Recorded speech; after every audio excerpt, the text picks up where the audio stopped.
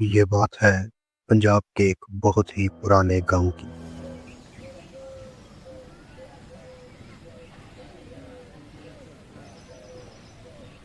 جہاں دن کے وقت تو سب ہنسی خوشی رہتے تھے، لیکن رات ہوتے ہی ایسی ویرانیت چھا جاتی تھی جیسے اس گاؤں میں کوئی رہتا ہی نہ ہو۔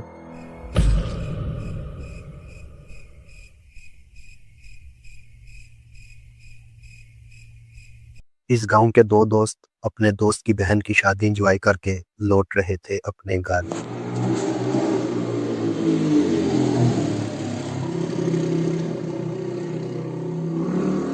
لیکن انہیں کیا معلوم تھا کہ جس راہ پر وہ چل رہے ہیں وہاں ان کی منزل صرف موت ہے۔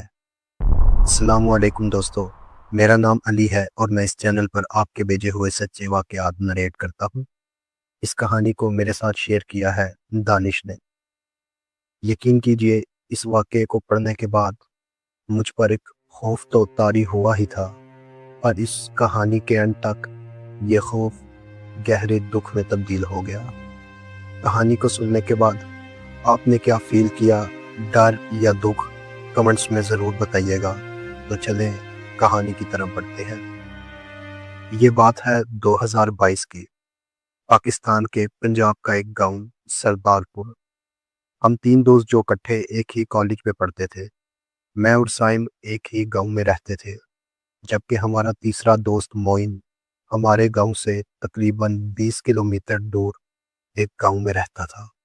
وہ روز وہیں سے کالج میں آتا تھا۔ موئن کی بہن کی شادی تھی۔ موئن نے ہم سے کہا کہ تم شادی سے تھوڑا پہلے ہی آ جانا، کام کاج میں میری تھوڑی مدد کر دینا۔ ہم دن کو ہی سائم کی بائک پہ موئن کی طرف پہنچ گئے۔ شادی کا ایونٹ بہت اچھے سے ہو گیا، سب کچھ بہت ہی اچھا جا رہا تھا کہ پھر وہ منحوس رات آ گئی۔ رات کے تقریباً 12 بج چکے تھے، سب مہمان گھر کے اندر سو رہے تھے۔ میں اور سائم دونوں گھر کی چھت پر آگ لگا کر بیٹھے ہوئے گپ شپ کر رہے تھے۔ میں نے سائم سے کہا کہ مجھے بہت نیند آ رہی ہے، چلو چل کے سوتے ہیں، صبح جلدی اٹھ کر واپس اپنے گھر کو بھی نکلنا ہے۔ ہم دونوں اٹھ کر نیچے گئے جہاں سب کے سونے کا انتظام ہوا تھا، لیکن جب ہم نے وہاں جا کر دیکھا تو ساری جگہ پہلے سے ہی مہمانوں سے بھری ہوئی تھی۔ جو بستر ہمارے لیے لگائے گئے تھے وہاں بھی کچھ بچے سو رہے تھے۔ ہم نے کسی کو تنگ کرنا مناسب نہیں سمجھا اور گھر کے باہر آ کر بیٹھ گئے۔ یہاں تک سب کچھ بالکل صحیح جا رہا تھا، پر اس کے بعد ہم ایک ایسی غلطی کی طرف بڑھنے جا رہے تھے جو ہماری زندگی بدل کر رکھنے والی تھی۔ سائم کہنے لگا کہ چلو گھر کی طرف نکلتے ہیں، ویسے بھی یہاں سونے کی جگہ تو ہے نہیں، مہمانوں کو اب کیا تنگ کرے، اور ساری رات ایسے جاگ کے گزارنا بہت ہی مشکل ہے۔ میں نے اس سے کہا کہ رات کے 12 بج رہے ہیں، اس وقت تمہیں پتہ ہی ہے گاؤں کا رستہ کتنا سنسان ہے، تھوڑی دیر صبر کرو، صبح ہوتے ہی ہم نکل جائیں گے۔ پر وہ اپنی ضد پہ پکا تھا کہ ابھی ہی نکلتے ہیں، صبح تک کون انتظار کرے گا، ہم آدھے گھنٹے میں گھر پہنچ جائیں گے اور سکون سے اپنے اپنے گھر جا کر سو جائیں گے۔ ہم نے موئن کو کال کی اور اسے باہر بلایا۔ موئن بھی یہ سن کر صاف انکاری ہو گیا کہ اس وقت بالکل بھی جانا سیف نہیں ہے، تم آؤ میں تمہاری کوئی جگہ بناتا ہوں، صبح آرام سے گھر کو نکل جانا۔ پر سائم کسی کی بھی بات ماننے کو تیار نہ تھا۔ آخرکار موئن بھی مان گیا اور کہا کہ ٹھیک ہے، پر دھیان سے جانا اور مجھے پہنچ کر لازمی کال کر کے بتانا۔ اور موئن نے ہمیں اندر سے 2 مٹھائی کے ڈبے لا کر دیے اور کہا کہ یہ اپنے گھر لے جانا، آپی کی شادی کی خوشی میں اپنی امی کو دینا۔ ہم نے مٹھائی والے شاپر کو بائک کے ہینڈل سے لٹکایا اور گھر کی طرف نکل پڑے۔ ابھی ہم 2-3 کلومیٹر ہی چلے تھے کہ مجھے عجیب سا ڈر محسوس ہونے لگا، پتہ نہیں کیوں، پر دل بہت زیادہ گھبرا رہا تھا۔ میں نے سائم سے کہا کہ مجھے بہت ڈر لگ رہا ہے، واپس چلے چلتے ہیں، صبح نکل جائیں گے۔ لیکن سائم کچھ بھی ماننے کو تیار نہ تھا۔ تھوڑا آگے جانے پر اس نے بائک ایک کچے رستے کی طرف موڑ لیا جو ہمارے گھر کو شارٹ پڑتا تھا، پر وہ بہت زیادہ سنسان تھا۔ میں نے اس سے کہا کہ مین رستے سے ہی چلو، کیوں تم آج ہمیں مروانے پر تلے ہوئے ہو؟ وہ ہنسنے لگا اور کہنے لگا کہ کچھ بھی نہیں ہوتا، یہ رستہ شارٹ ہے، ہم جلدی گھر پہنچ جائیں گے۔ میں بھی ڈرا سہما ہوا بس اس کے پیچھے بائک پر بیٹھا رہا۔ ابھی ہم نے آدھا رستہ ہی طے کیا تھا کہ اس نے بائک ایک سائیڈ پر روک لی اور کہنے لگا کہ سگریٹ تو میری جیب میں ہی رہ گئے ہیں، اگر گھر لے کر چلا جاتا تو آج پکا پکڑا جاتا۔ میں نے اسے کہا کہ یار، ایک تو آدھی رات ہے، اوپر سے یہ سنسان سڑک، اور تم نے سگریٹ کے چکر میں بائک بھی یہاں روک دی ہے، پھینکو انہیں جلدی اور یہاں سے نکلتے ہیں۔ وہ کہنے لگا کہ نہیں یار، ڈبی پھینکنی ہی تو ہے، ایک سگریٹ تو سکون سے پی لوں، پھر گھر جا کے ویسے بھی سونا ہی ہے۔ میرا اس وقت ڈر سے برا حال ہو رہا تھا، مجھے ڈر بھی لگ رہا تھا اور اس پر بہت شدید غصہ بھی آ رہا تھا۔ میں نے کہا کہ تم پیو، مجھے بائک چلانے دو، تم پیچھے بیٹھ کر سکون سے اپنا سگریٹ پیتے رہو۔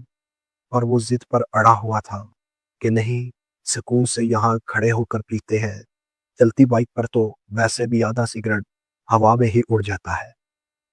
مجھے اس پر بہت زیادہ غصہ آ رہا تھا، پر خیر مجبوری تھی، اکیلا گھر جا بھی نہیں سکتا تھا۔ میں اس کے ساتھ کھڑا ہو گیا اور وہ سگریٹ جلا کر مزے لینے کر پینے لگا۔ نہ جانے اس کے ذہن میں کیا آیا کہ اس نے مٹھائی کا ڈبہ کھولا اور ساتھ مٹھائی کھانے لگا۔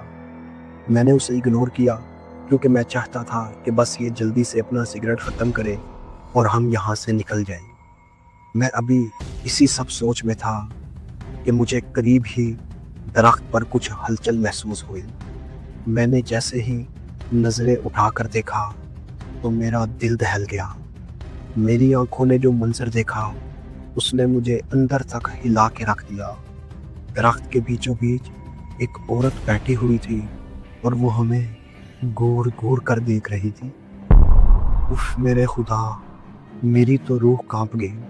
میں نے زور سے چیخ ماری اور سیدھا بائک پر بیٹھ کے بائک سٹارٹ کرنے لگا۔ سائن سے پوچھنے لگا کہ کیا ہوا ہے۔ میں نے اسے کہا جلدی بیٹھ، بس رستے میں سب بتاتا ہوں۔ وہ بیٹھا اور میں جتنی سپیڈ میں بائک بھگا سکتا تھا اتنی سپیڈ میں وہاں سے نکلا۔ رستے میں میں نے اسے بتایا اور وہ زور زور سے ہنسنے لگا اور میرا مذاق اڑانے لگا کہ بھلا کوئی عورت درخت پر کیا کرے گی، اور سگریٹ میں پی رہا ہوں اور نشہ تجھے ہو رہا ہے۔ بہرحال ہم گھر پہنچے۔ میں اپنے گھر کے باہر اترا اور سائن مجھے چھوڑ کر اپنے گھر کو نکل گیا۔ اس کا گھر میرے گھر کی اگلی گلی میں ہی تھا۔ میں نے موئن کو کال کر کے بتایا کہ ہم گھر پہنچ گئے ہیں اور میں گھر کے اندر جا کر سکون سے سو گیا۔ صبح جب میری آنکھ کھلی تو میرے موبائل پر سائم کی امی کے نمبر سے 10 کالز آئی ہوئی تھی۔ میں نے کال بیک کی تو انہوں نے بولا کہ جلدی سے گھر آ جاؤ۔ مجھے لگا شاید اس کی سگریٹ پکڑانے گئی ہوگی، آج تو اس کے ساتھ ساتھ میری بھی کلاس ہوگی۔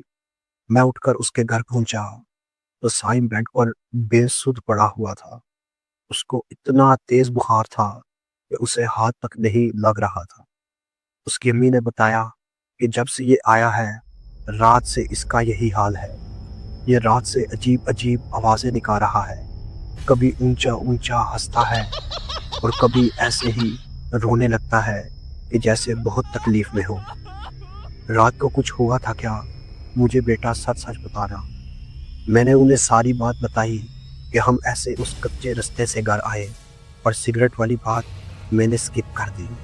وہ کہنے لگی کہ ضرورت کیا تھی اس کچے رستے سے آنے کی، وہاں دن کے وقت کوئی نہیں جاتا اور تم لوگ رات کو گئے۔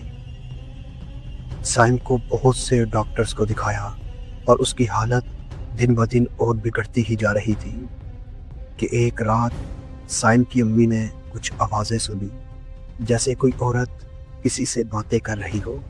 وہ اٹھ کر اپنے کمرے سے باہر آئی تو یہ آواز سائم کے کمرے سے ہی آ رہی تھی۔ جب وہ سائم کے کمرے میں داخل ہوئی تو ایک عورت بالکل سائم کے سر کے قریب بیٹھ کر اس سے کچھ باتیں کر رہی تھی۔ اس عورت کی شکل بہت خوفناک تھی، بال بکھرے ہوئے اور چہرے پر پڑے ہوئے تھے۔ سائم کی امی نے ڈر سے زوردار چیخ ماری تو وہ عورت نہ جانے کہاں غائب ہو گئی۔ سائم بے سود اسی طرح بخار کے عالم میں بے ہوش پڑا ہوا تھا۔ انہوں نے بھاگ کر سائم کو گلے سے لگایا اور کال کر کے میری امی اور مجھے بھی بلا لیا۔ اگلے دن تک سائم کے ابو بھی واپس آ گئے تھے جو دبئی میں نوکری کرتے تھے۔ انہوں نے سب کچھ سننے کے بعد ایک اپنے جاننے والے پیر صاحب کو گھر میں بلایا۔ پیر صاحب نے سائم کو دم کیا اور پانی بھی پینے کے لیے دیا۔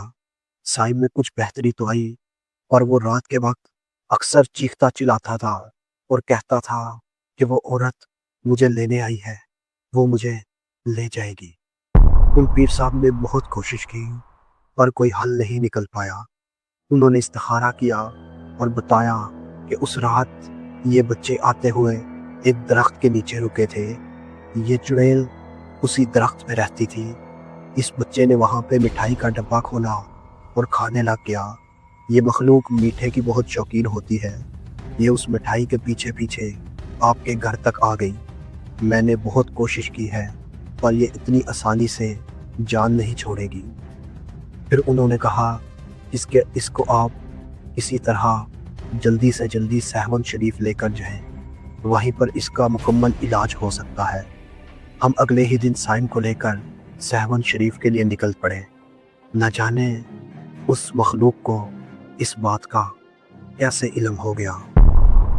ہم رستے میں تھے کہ ہم نے موٹر وے پہ ایک ڈھابے پہ گاڑی روکی۔ سائم سکون سے گاڑی میں سو رہا تھا۔ ہم نے اسے گاڑی میں ہی رہنے دیا اور خود ڈھابے میں بیٹھ کر کھانا کھانے لگے کہ اچانک ہم نے سائم کی ایک زوردار چیخ سنی۔ ہم بھاگ کر گاڑی میں پہنچے تو سائم گرا ہوا تھا۔ ہم نے اسے اٹھایا تو وہ بے ہوش تھا۔ ڈھابے والے نے بتایا کہ یہاں سے 2 کلومیٹر آگے ایک ہاسپٹل ہے۔ ہم فوراً سائم کو ہاسپٹل میں لے کر پہنچے، لیکن سائم مر چکا تھا۔ وہ عورت آخر اسے ساتھ لے ہی گئی تھی۔ ہم سائم کی میت کو لے کر واپس گھر پہنچے۔ میں آپ کو بتا نہیں سکتا کہ اس کی امی کا کیا حال تھا۔ آج اس بات کو 3 سال گزر چکے ہیں، پر آج بھی مجھے بے حد پچھتاوا ہے کہ کاش میں اس رات سائم کو وہاں رکنے نہ دیتا۔ کاش میں اس مٹھائی کے ڈبے کو اسے وہاں کھولنے نہ دیتا۔ کاش ہم وہاں سے نکلتے ہی صبح تو آج میرا دوست زندہ میرے پاس ہوتا۔